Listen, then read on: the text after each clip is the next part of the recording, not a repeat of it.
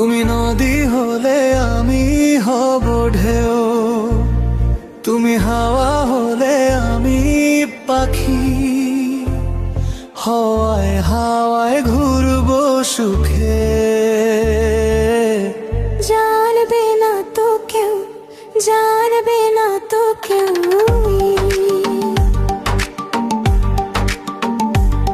পথের ধুলো মুছে যাবে পায়ে, সময় থামবে চোখের চাহনিতে। এই শহরের হঠাৎ ভিড়ে